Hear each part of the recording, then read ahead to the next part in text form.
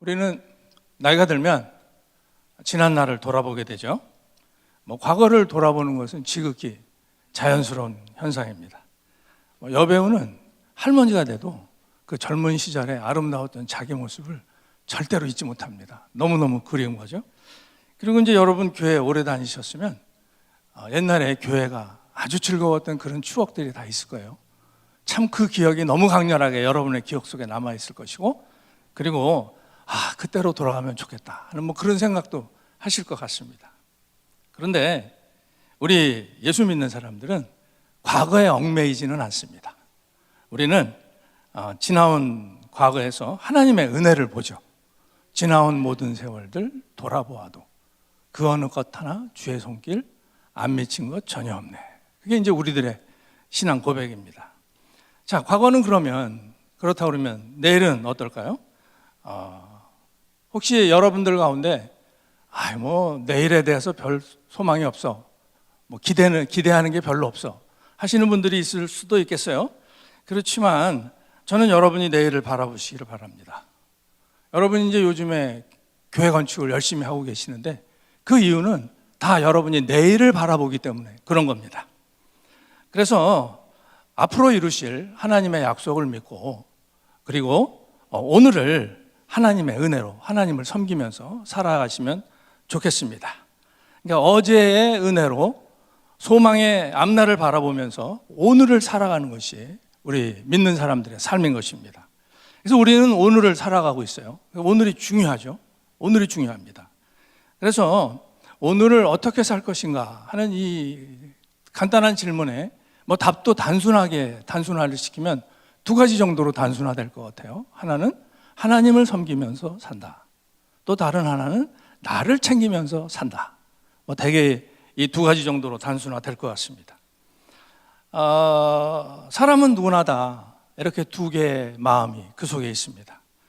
하나님의 백성인 우리 안에도 하나님을 섬기려는 마음과 나를 챙기려는 마음이 같이 있는 거죠.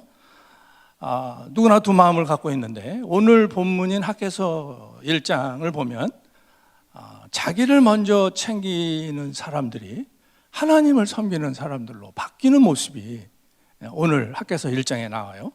그러니까 그 학개서 1장은 나를 먼저 챙기려는 마음과 하나님을 섬기려는 마음으로 갈등하는 우리들의 이야기이기도 한 겁니다.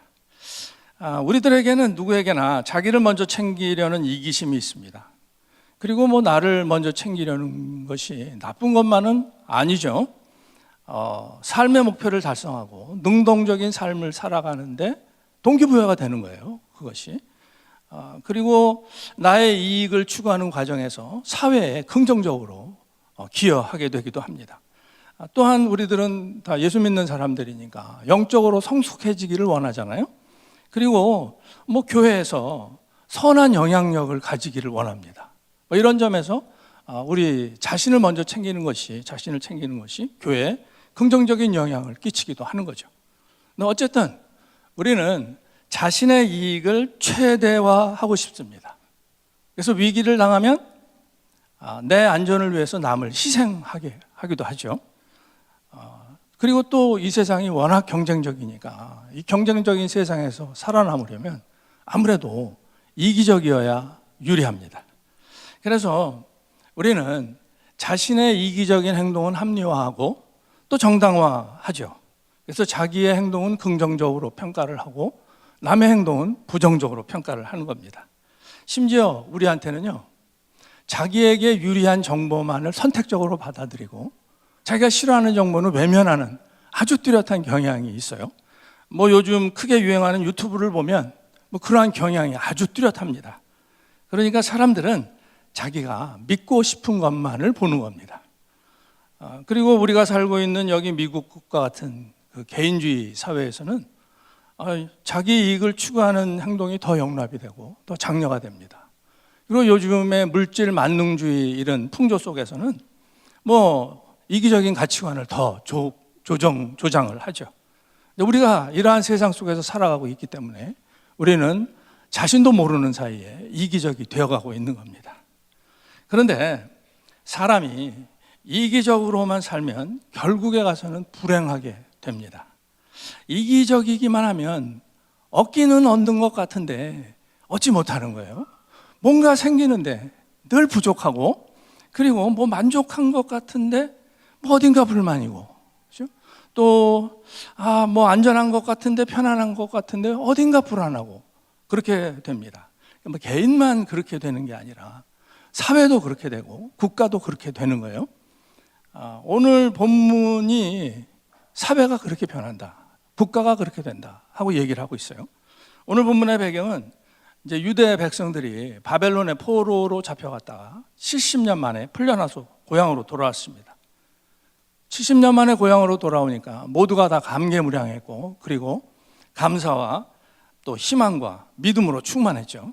근데 고향에 돌아와 보니까 성전이 무너져 있는 거예요. 믿음과 감사와 희망으로 충만했던 그들이 무너져 있는 성전을 보고 어떻게 했을까요? 그들은 즉시 무너진 성전을 재건하기 시작했습니다. 그런데 그 지역에 살고 있던 타민족들이 성전 재건을 방해를 하는 겁니다. 그 돌아온 유대 백성들이 하나로 뭉칠까 봐 두려워서 그랬던 거죠. 그러자 이제 성전 재건이 중단이 됐어요. 그리고는 이제 16년이 흘러갔습니다. 16년이 흘러간 후에 하나님께서 학개 선지자를 통해서 성전 재건을 다시 시작하라는 메시지를 주셨습니다. 자, 그러면 왜 돌아온 유대 백성들이 16년 동안이나 성전 재건 공사를 다시 시작하지 않았을까? 그렇죠? 타민족이 방해해서 어쩔 수 없었다라고 했지만 실제 이유는, 진짜 이유는 그들의 이기심 때문이었습니다.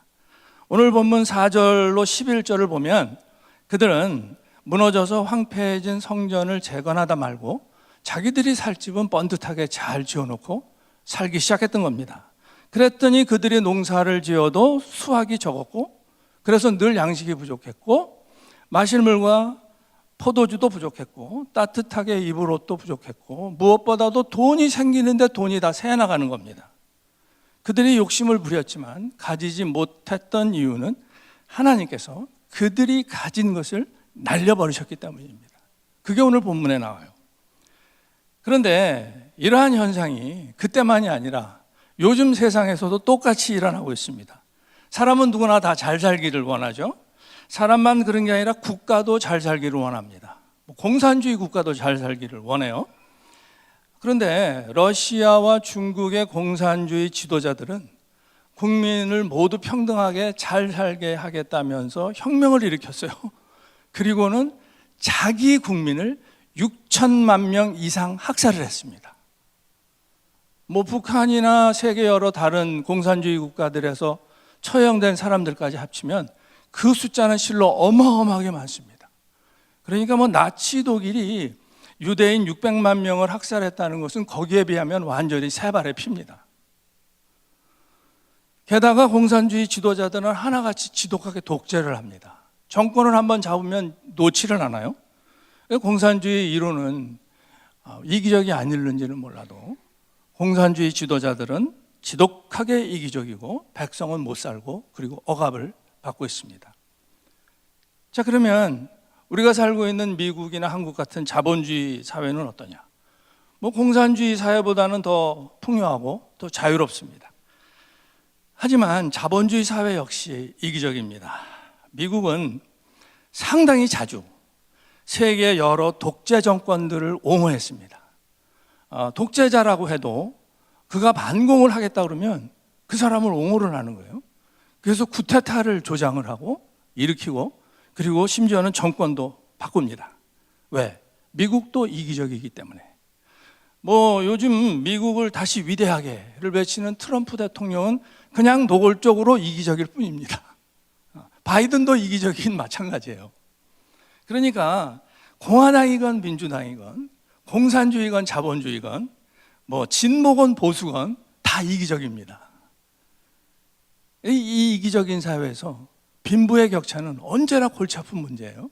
아마 이 빈부의 격차는 해결되지 않을 겁니다.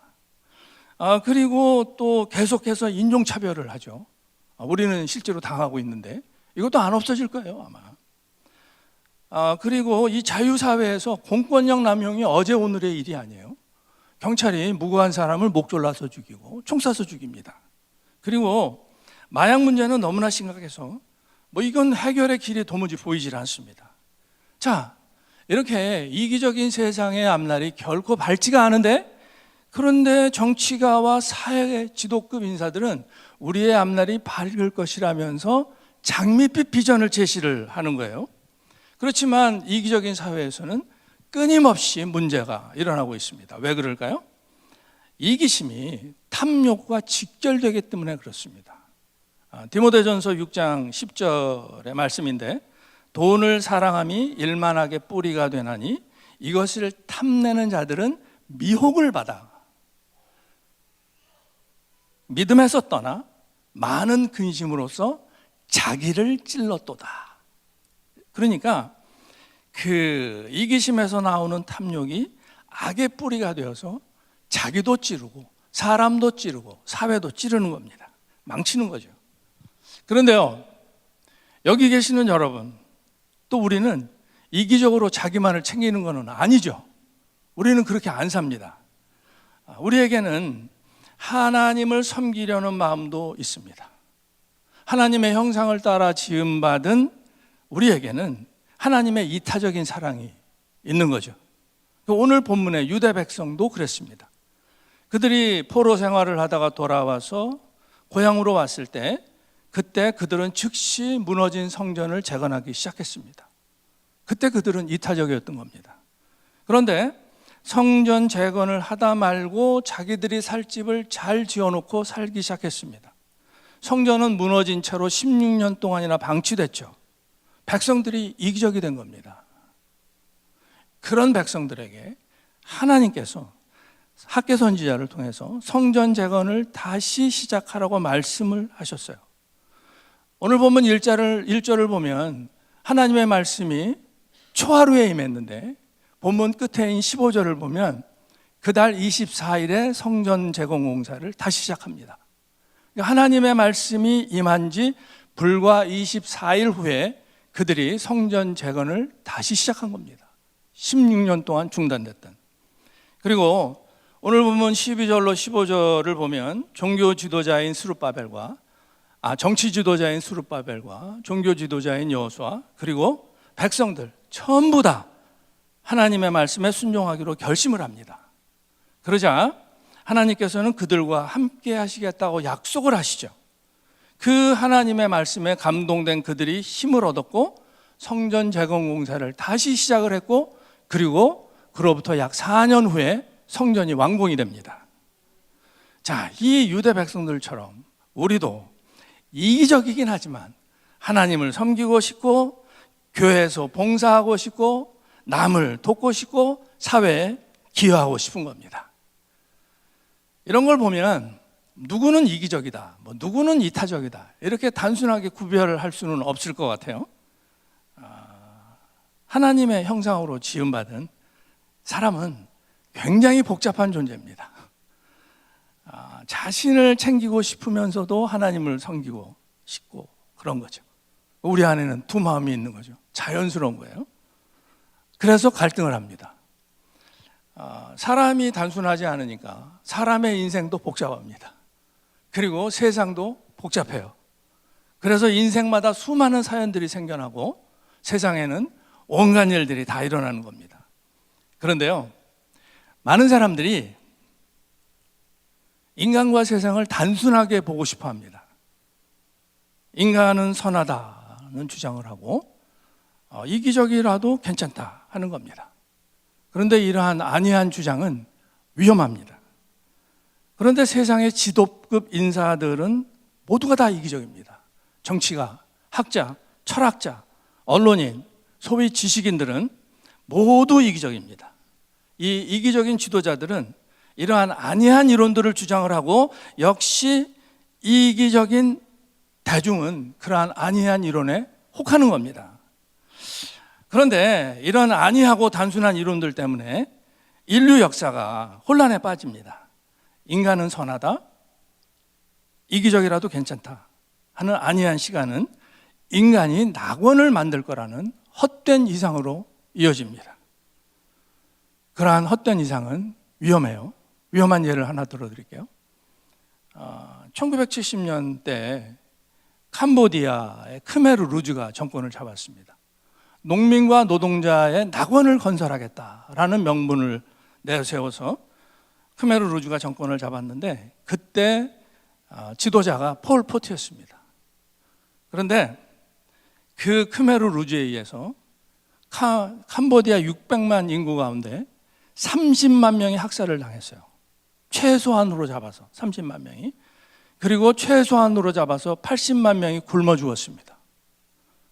600만 인구 가운데 아무리 적게 잡아도 6분의 1 이상이 죽었고, 조금 넉넉하게 잡으면 3분의 200만 명이 죽었다 그래요. 농민과 노동자의 낙원을 건설하겠다면서 국민을 3분의 1에서 6분의 1을 죽인 거죠. 그런데 농민과 노동자의 낙원을 건설하겠다던 폴포트와 그의 핵심 부하들은 농민도 아니었고 노동자도 아니었습니다. 그들은 프랑스 유학파였습니다. 프랑스에서 유학하다가 공산주의 이론에 심취했던 엘리트들이었어요. 세상의 엘리트들이 세상이 낙원을 향해서 발전한다고 하면서 사람들을 현혹합니다. 멀리 보실 거 없어요. 우리 주변에 있는 정치가들을 보면 돼요. 정치가들은 다 하나같이 내가 더 나은 세상을 여러분들에게 드리겠습니다 하고 다 그러는데, 이상하게 세계에서는 계속해서 전쟁들이 일어나고 대학살과 같은 끔찍한 일들이 일어났고 또 일어나고 있습니다. 그리고 핵전쟁과 같은 더 크고 끔찍한 일이 다가오고 있죠.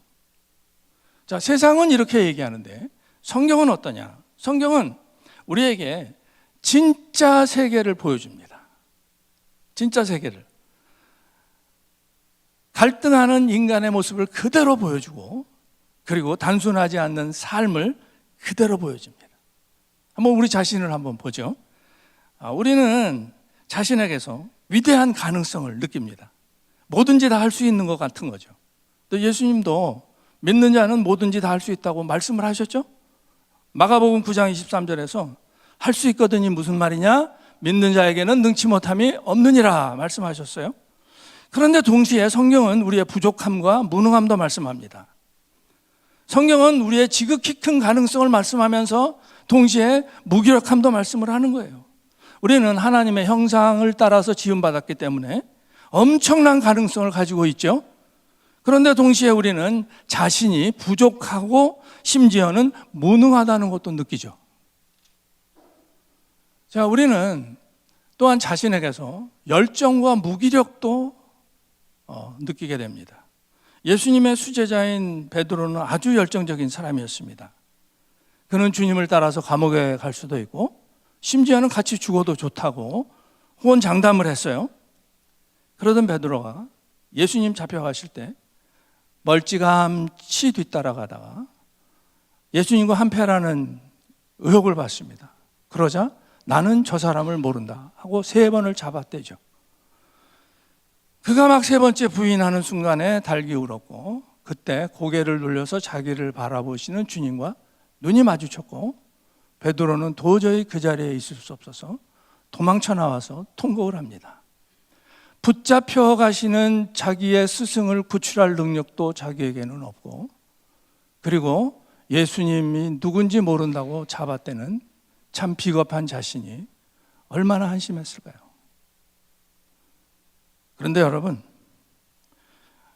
우리도 베드로처럼 하나님의 비전에 흥분돼서 고무되다가도 어느 순간 인간 본성의 연약함과 타락에 풀이 죽어서 힘이 빠지는 겁니다.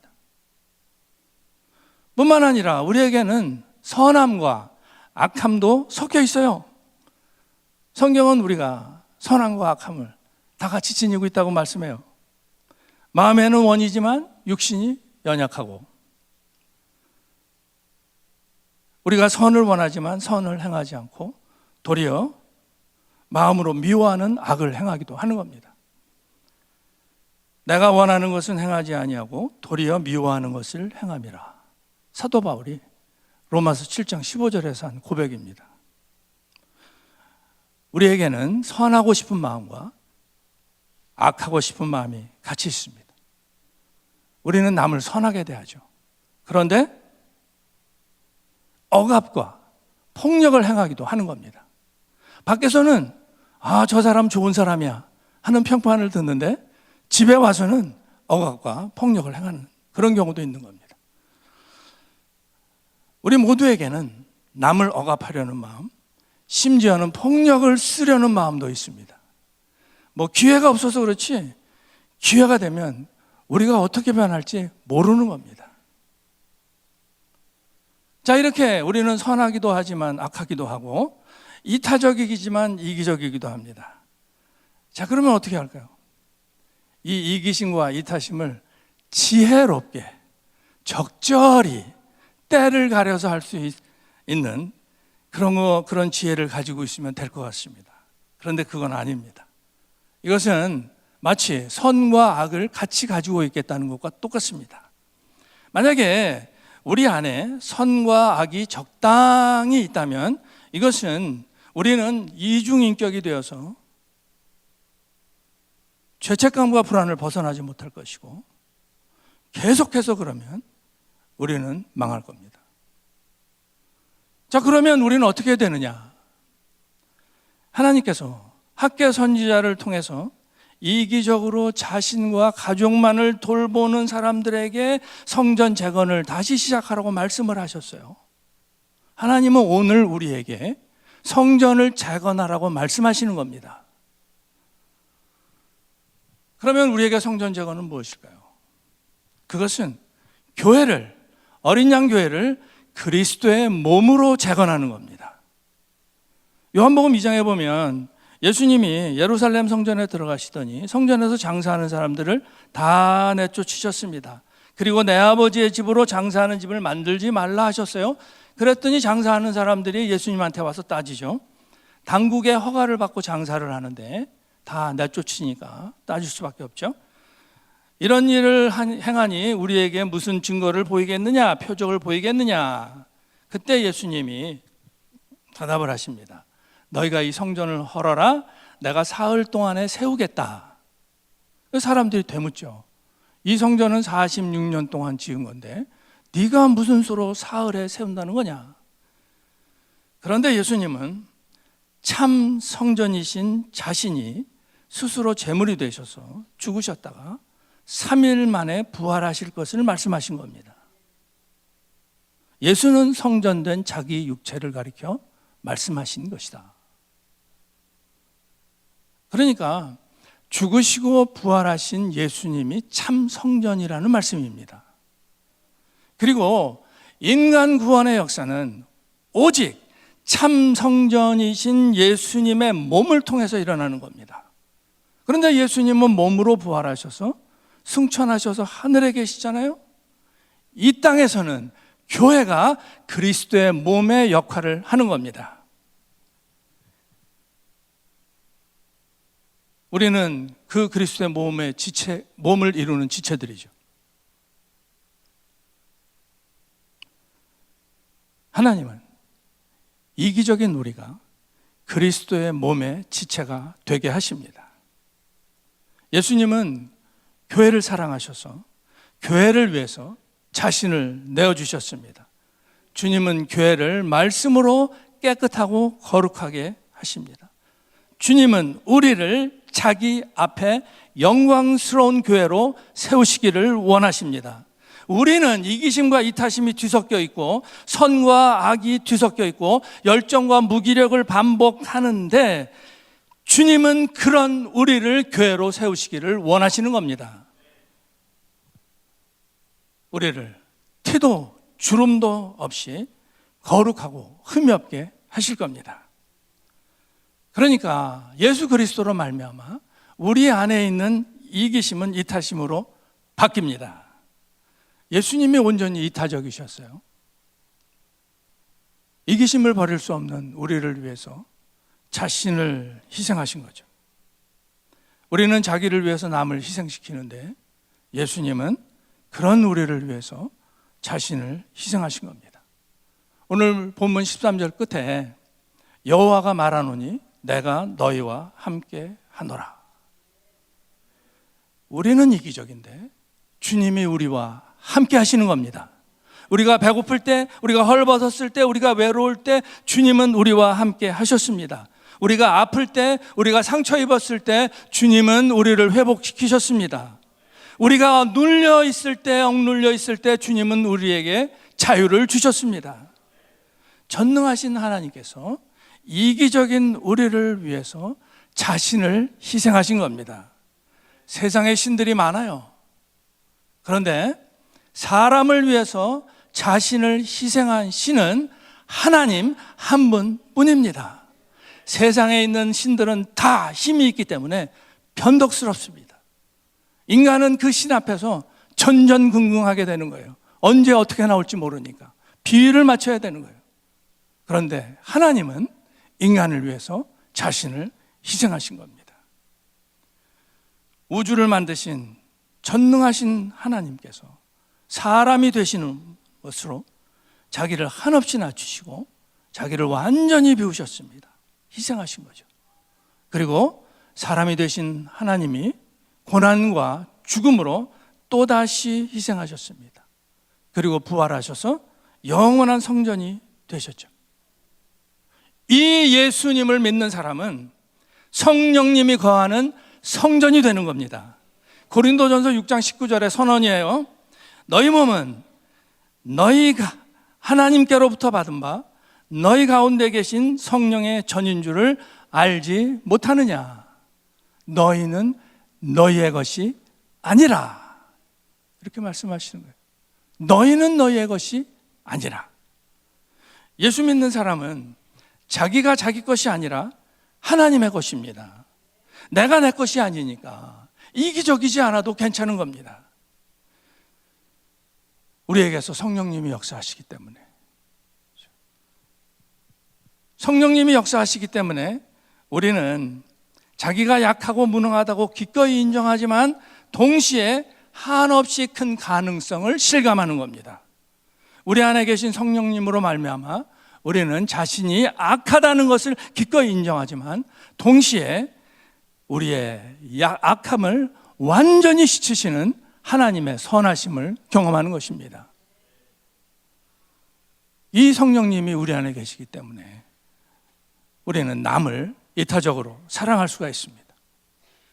그런 예를 하나 들어볼게요. 우리가 살다 보면 자존감이 낮아질 때가 있어요. 자존감이 낮아지면 남에게 공감하는 능력도 따라서 떨어집니다. 그때 우리는 남의 입장을 고려하지 않고 이기적으로 행동을 하죠. 상대를 배려하지 않고 상처 주는 말이나 행동을 서슴지 않고 하는 거죠. 나는 아무렇지도 않게 말했는데, 나는 그런 뜻이 아니었는데, 나는 그냥 무심코 행한 건데, 상대는 큰 상처를 받고 아픔을 겪는 겁니다. 그런데 이런 일들이 생각보다 자주 일어나죠. 직장에서도 일어나고, 가정에서도 일어나고, 그리고 교회에서는요, 교회에서도 일어나는 겁니다. 그런 일들이. 그런데 우리의 자존감이 낮아질 때, 그래서 상대에게 잘 공감하지 못할 때도 예수 그리스도는 우리의 주님이십니다. 주님이 그런 우리를 위해서 자신을 한없이 낮추셨거든요. 정말로 낮추셨거든요. 그 예수님이 우리가 자존감이 낮아질 때도 그런 우리와 공감을 해주시는 거예요. 그래서 우리는 비록 나의 자존감이 낮아졌어도 나를 지나치게 비하하지 않을 수가 있고 오히려 남의 처지를 공감할 수 있는 여유를 가지게 되는 것입니다. 예수님이 우리의 주님이시기 때문에 우리는 얼마든지 남을 이타적으로 사랑할 수가 있습니다. 내 것을 지키겠다고, 필요한 건 내가 가지겠다고 이기적이지 않아도 괜찮은 겁니다. 자, 일제 여러분들에게 도전을 좀 하겠어요. 여러분, 어린 양 교회 사랑하시죠? 많이 사랑하시죠? 여러분, 이 어린 양 교회가 그리스도의 몸이라는 사실을 절대로 잊지 마세요. 그리고 여러분 자신은 성령의 거룩한 전이라는 사실도 잊지 마세요. 그런데 여러분이 하나님을 먼저 구할 때 하나님이 여러분 가운데서 분명하고도 충격적으로 임하실 겁니다. 그때 비로소 하나님의 은혜가 이 교회를 가득 채울 겁니다. 하나님께서 분명하고도 충격적으로 임하신다는 것은 하나님 우리와 늘 함께 하신다는 것과는 다른 겁니다. 하나님이 여러분 가운데 분명하고도 충격적으로 임하실 때 하나님이 주시는 부흥이 따라옵니다. 여러분 자신에게도 부흥이 일어나고 그리고 교회에도 부흥이 뒤따라오는 거죠. 하나님은 초대교회 때부터 지금까지 언제나 이 방식으로 성도와 교회를 부흥케 하셨습니다. 제가 어린 양 교회를 좋아하는 이유 중에 하나가 여러분이 하나님의 임재를 사모하는 사람들인 거예요. 하나님의 은혜를 사모하는 사람들인 거예요. 그렇죠? 어느 날 하나님께서 여러분 가운데 분명하고도 충격적으로 임하실 겁니다. 하나님의 얼굴을 보고 은혜를 받으니까 너무나 좋다는 그런 신앙 간증인 찬송가가 있는데, 주의 얼굴 뵙기 전에 멀리 뵈던 하늘나라 내 마음속에 이루어지니 날로 날로 가깝도다. 할렐루야 찬양하세. 내 모든 죄 사함받고 주 예수와 동행하니 그 어디나 하늘나라. 어린 양 교회에 이러한 하나님의 은혜가 충만하기를 축원합니다. 우리가 살아가는 현장이 하늘나라가 되는 것이 우리의 소원입니다. 여러분의 가정이, 여러분의 일터가, 그리고 여러분의 교회가 하늘나라가 되는 것이 소원인데 우리가 그 소원을 한번 이루어 봐야 되겠죠? 그 길을 오늘 본문 5절과 7절에서 말씀을 하세요. 자기의 행위를 살필지니라. 자기의 행위를 살필지니라. 5절에서 말씀하시고 7절에서 말씀하시고, 이것은요 하나님을 먼저 섬기려는지 자기를 먼저 챙기려는지 살피라는 말씀입니다. 우리는 예수의 은혜로 충만하기를 소원하는데 하나님을 먼저 섬기려는 사람만이 예수님의 은혜로 충만할 수가 있습니다. 하나님을 먼저 섬기려는 사람만이 자신이 성령이 거하시는 거룩한 전이라는 것을 실감할 수 있는 겁니다. 그러니까 우리는 두 가지를 알아야 되는 거예요. 두 가지를 살펴야 되는 거예요. 내가 과연 예수님의 은혜로 충만한지 살펴야 되고, 그리고 내가 성령이 거하시는 거룩한 전인지를 살피는 거죠. 어떻게 살필 것이냐? 제가 말씀 세 구절을 읽어드릴 거예요. 하나님의 말씀은 아무도 보지 못하는 나의 속을 비치는 거울입니다. 그 말씀의 거울에 비치는 여러분 자신의 모습을 보시기 바랍니다. 첫 번째 구절은요 히브리서 10장 24절이에요. 서로 돌아보아 사랑과 선행을 격려하라. 서로 돌아보아 사랑과 선행을 격려하라. 그 다음은 갈라디아서 6장 2절과 5절의 말씀입니다. 너희는 각각 자기 짐을 질 뿐 아니라 남의 짐도 져서 그리스도의 법을 성취하라. 너희는 각각 자기의 짐을 질 뿐 아니라 남의 짐도 져서 그리스도의 법을 성취하라. 세 번째는 고린도후서 9장 7절 말씀이에요.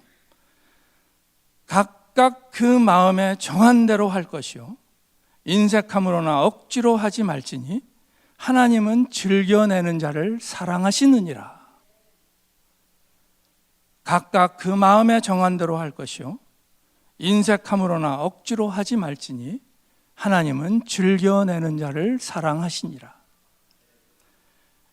이 말씀의 거울에 여러분 자신의 모습이 보일 겁니다. 여러분이 만일 그렇게 하고 계시면 감사하십시오. 그런데 만일 여러분이 그렇지 않으면 회개하세요. 회개해야 돼요. 그렇다면 여러분은 예수님의 은혜로 충만하게 되고 여러분 자신이 영광스럽게도 성전이 거하시는 거룩한 전이라는 사실을 실감하게 될 겁니다. 사랑하는 여러분, 지난 날을 돌아보면 정말 모든 것이 다 하나님의 은혜였을 겁니다.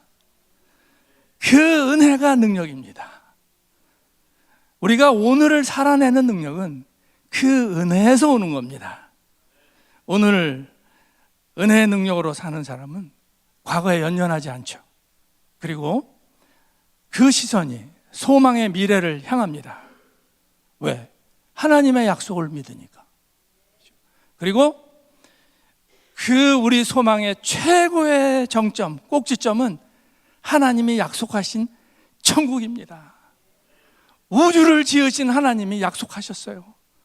너희에게 천국을 주노라. 반드시 이루어지는 겁니다. 우리는 그 천국에 가는 거죠.